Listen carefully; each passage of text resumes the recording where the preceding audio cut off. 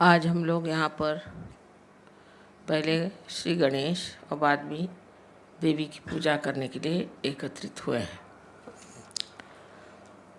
श्री गणेश को इस महाराष्ट्र में विशेषतः बहुत माना जाता है, क्योंकि यहाँ पर स्वयंभू अष्टविनायक।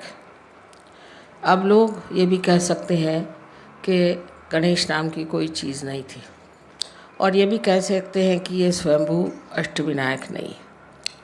लेकिन आप जब आत्म साक्षात्कार को प्राप्त करते हैं, जब आप चैतन्य को प्राप्त करते हैं तो आप पूछ सकते हैं कि क्या ये स्वयंभू है, क्या यह वास्तविक पृथ्वी तत्व ने बनाई हुई चीज़ है। गणेश के अनेक चमत्कार सहयोग में हुए हैं। विशेष करके एक दो हमारे फोटोग्राफ्स है, अगर आप उन्हें देख लीजिए तो आप हैरान हो जाइएगा कि किस तरह से उन्होंने अपने दर्शन दिए हुए हैं। गणेश की जो विशेषता है वो यह है कि वो हर चक्र पे विराजमान। सबसे पहले गणेश की ही स्थापना की गई थी, और गणेश जो है वो पवित्रता को फैलाने के लिए संसार में है, कि पहले सारा संसार पवित्र हो जाए। सबसे बड़ी चीज़ है पवित्रता। अगर पवित्रता नहीं रहेगी तो कोई सा भी सृजन नहीं हो सकता। अब समझ लीजिए अगर कोई पेड़ है और उसके आसपास का वातावरण दूषित हो जाएगा तो वो पेड़ मर जाएंगे। इसी प्रकार इस सारी सृष्टि का जो वातावरण है उसे पूर्णतया शुद्ध करने के लिए ही श्री गणेश की स्थापना की गई थी। आजकल के इस वातावरण में लोग समझ नहीं सकते हैं कि पवित्रता चीज़ क्या है और पवित्रता का अर्थ क्या है। यही गणेश आगे जा कर के आपके आज्ञा चक्र पे ईसा मसीह के रूप से प्रकट हुए थे। इसलिए ईसा मसीह ने भी सबसे ज़्यादा पवित्रता का महत्व बताया कि आपकी आंखें तक पवित्र होनी चाहिए, क्योंकि आज्ञा चक्र पे है। आँखों में तक आपकी पवित्रता होनी चाहिए। अगर आपकी आँखों में पवित्रता नहीं है तो फिर आप किसी तरह से भी पवित्र नहीं माने जाएंगे। लेकिन इसका ये मतलब नहीं कि आप अपने को कहें कि हम में ये खराबी है, हमें वो खराबी है। किंतु श्री गणेश को अगर हम मानते हैं, उनकी हम पूजा करते हैं, तो उनके गुण भी हमारे अंदर आने चाहिए। तो पहला तो उनका गुण है कि पवित्रता। अब इस पवित्रता को हम किस तरह से पा सकते हैं? कहने से नहीं हो सकता। किसी आदमी से कहा जाए तुम पवित्र हो जाओ तो नहीं हो सकता। गंगा जल से नहाने से भी मनुष्य पवित्र हो, ऐसी बात नहीं। तो ये पवित्रता आने के लिए क्या करना चाहिए? इसके लिए आपके कुंडलिनी का पहले ही जागरण होना चाहिए। जब जागरण हो जाएगा तभी समझ लेना चाहिए कि धीरे धीरे ये जो कुंडलिनी है ये सब चक्रों को स्वच्छ कर देगी। लेकिन वहाँ पर भी श्री गणेश जी का कार्य है, क्योंकि ये चैतन्य है और वो चैतन्य स्वरूप श्री गणेश आपके हर चक्र को भी साफ करते रहते हैं। और अंत में जाकर के सहस्त्रार पर भी श्री गणेश आप जानते हैं कि सदाशिव के गोद में बैठे हो। ये जो भी चीज़ें हम लोगों को लगती हैं कि पौराणिक है, मैथोलॉजिकल है, ये सब की सत्यता सहयोग भी आप प्राप्त कर सकते हैं। पहले आपको केवल सत्य को प्राप्त करना चाहिए, एब्सोल्यूट ट्रूथ को। उसके बाद आप कोई भी सवाल पूछें, उसका जवाब सही माने में आपके उंगलियों के ऊपर आ जाएगा। आप इसे जानेंगे कि सत्य क्या है। किसी भी चीज़ को कह देने से कि असत्य है, वो चीज़ असत्य नहीं होती, उसकी खोजबीन करनी चाहिए। बड़ी ये गहरी चीज़ें हैं और श्री गणेश का कार्य तो अत्यंत अत्यंत गहरा है। और वो एक चिर बालक है, उनमें जो अबोधिता है, इनोसेंस है, वो एक चिर बालक है, वो बालक स्वरूप है। क्राइस्ट ने कहा है कि if you have to enter into the kingdom of God you have to become like children. इसका मतलब बच्चों में जो निश्चल स्वभाव होता है वो हमारे अंदर आना चाहिए। लेकिन वो ज़बरदस्ती करने से या कुछ रोज़ की अभ्यास करने से नहीं जाएगा। अगर आप ज़बरदस्ती करेंगे तो आपका अहंकार बढ़ जाएगा।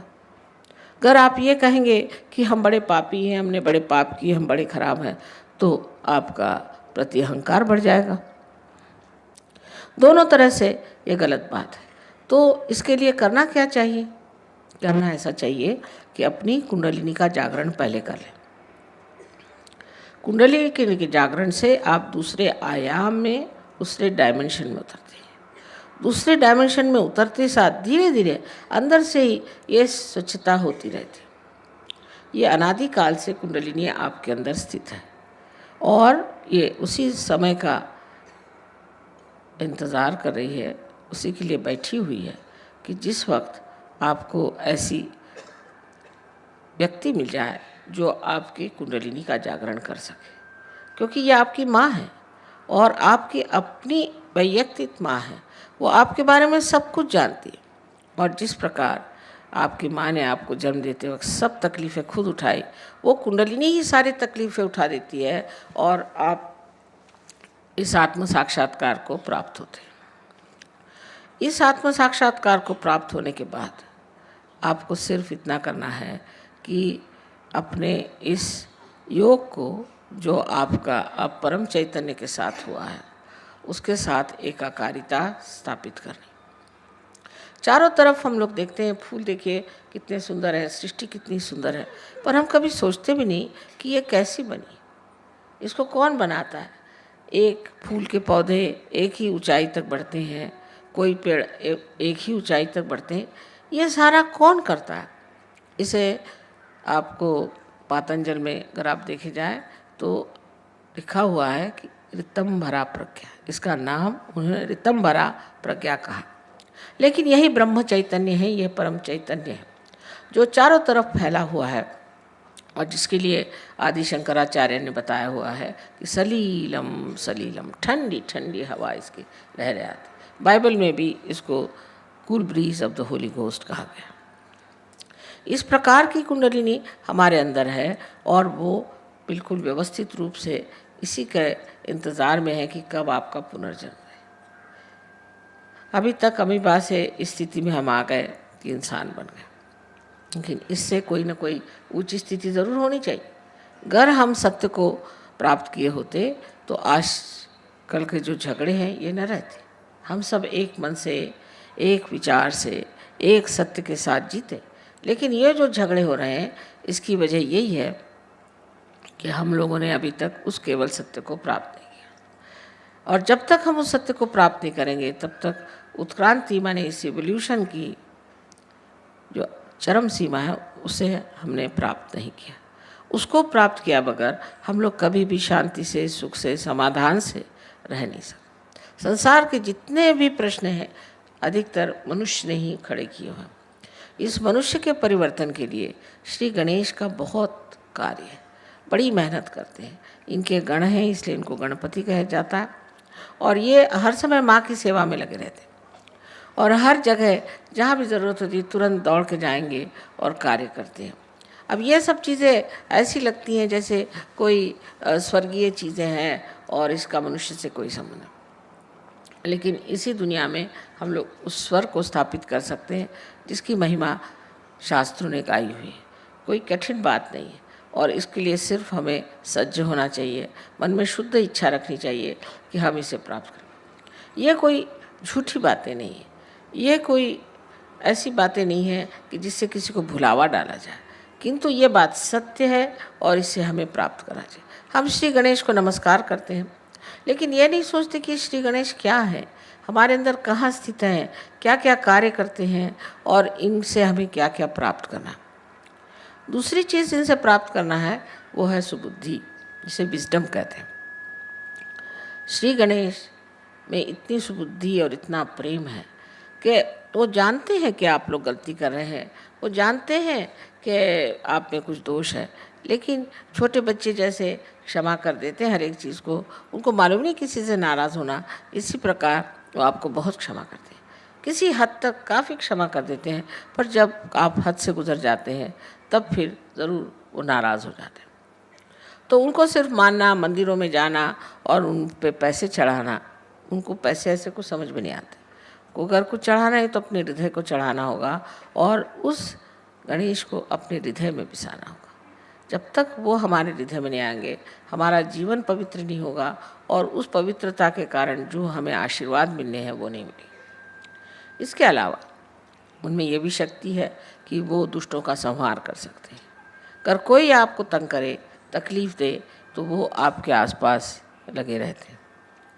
बड़े चमत्कार सहयोग में हुए, अनेक लोगों ने देखा है कि उनके न जाने कितने ही प्रश्न थे वो एकदम से हल होगा। वो भी काम श्री गणेश का ही है। वो इस तरह से काम करते हैं कि समझ भी नहीं आता कि किस तरह से काम हो गए और उसमें कोई भी त्रुटि नहीं रह जाती। इतने बड़े श्री गणेश अगर हमारे साथ है तो फिर हमें डरने की कौन सी बात है, फिर हमें घबराने की कौन सी बात है। सिर्फ हमें गणेश को वरण करना है और अपने अंदर उन्हें स्थापित करना है। ये चीज़ कितना भी समझाने से नहीं होगी। ये तो जब आप महसूस करेंगे इसको, उसके बारे में जब बोध होगा आपको, तब आप समझेंगे कि श्री गणेश कितने महत्वपूर्ण हैं। अब जो यहाँ विदेशी लोग बैठे हैं, इन्होंने तो श्री गणेश का ग भी नहीं सुना था, को मालूम भी नहीं था, पर ये हर समय श्री गणेश की स्तुति करते हैं, क्योंकि उनकी स्तुति करने से इनको अनेक लाभ हुए। और आप लोग भी यहाँ जो लोग आए हैं, सब आप आत्म साक्षात्कार को प्राप्त हों और उस श्री गणेश को रथ हों जिसकी आज पूजा होने वाली है। I've been telling them about Sri Ganesha, how important it is to worship Sri Ganesha. Now you know through photographs and all that it's a living deity, and it is on Muladhara. He is actually the chancellor of all the universities, I would say, in the sense that he is sitting on all the chakras. Without him, nothing can work out, because he is the one who is holiness. So wherever the Kundalini goes, it is he who pours the holiness, and the cleansing power of Sri Ganesha cleanses your chakras. So it is very important to understand the virtue of Sri Ganesha, how he works within your chakras and how he helps you. We may worship him, just we may sing his praise and all that, but we should also think what qualities we have got from him of great chastity, great purity, also of wisdom. We have to understand that our wisdom is not something that could be inculcated. It cannot be something that can be maneuvered. It is something very innate thing, and it comes through our maturity. So this maturity can only come through the proper attention to your Kundalini, to fixing up your Kundalini with the all-pervading power. This has to be done through regular meditation. It's not a ritual, but it should be done whenever you feel like. And after some time you will find that you are all the time in meditation. You don't have to even meditate, but you are in meditation. His style is so great that it has no words to be described. But only thing I would like to say that he is a little child. He is an eternal child. And the eternal childhood gives him that innocence of a child. We cannot force ourselves to be innocent because we have grown and we have learnt lots of cunning things. But when the Kundalini starts rising and she starts blessing our chakras, automatically we start thinking our innocence has come back. Now we have got innocent heart, innocent mind, and innocent love. This simple, innocent personality is the sign of a good Sahaja.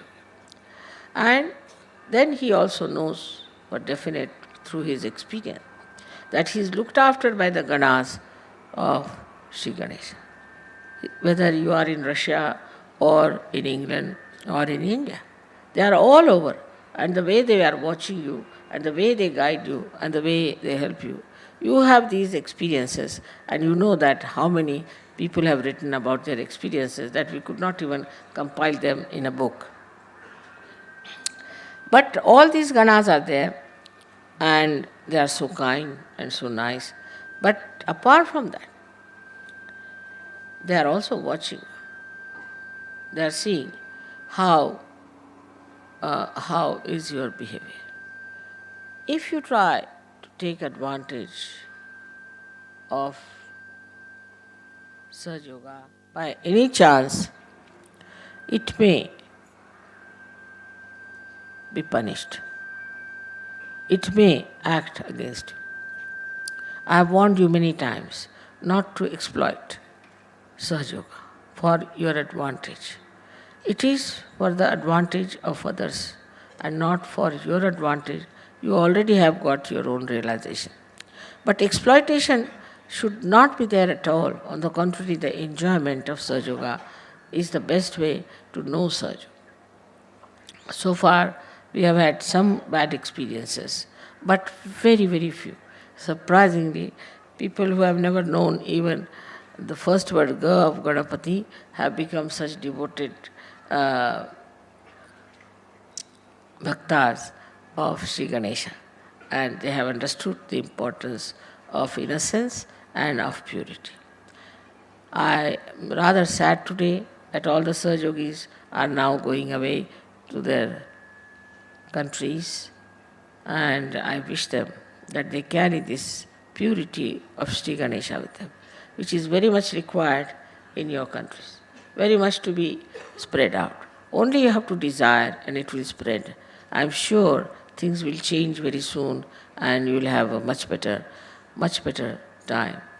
Moreover, I am sure also there are many people who think and who are seeking this truth, and they are seeking also this purity.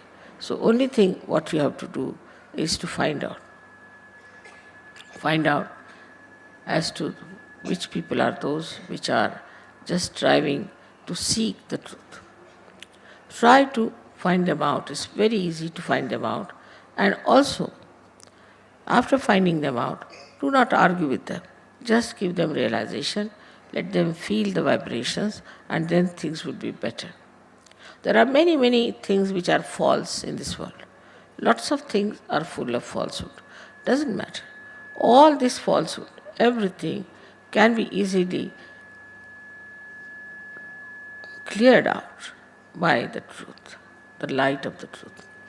So today is Sri Ganesha's temple is here, so we'll do Sri Ganesha's worship first and then the Devi's worship. I hope you people will say all the Atharvashesh and everything. May God bless you all. I hope you have enjoyed the tour very much and now you are going with such good vibrations. Carry them to your own countries and give my love to all the Sahajogis who have not come. May God bless you.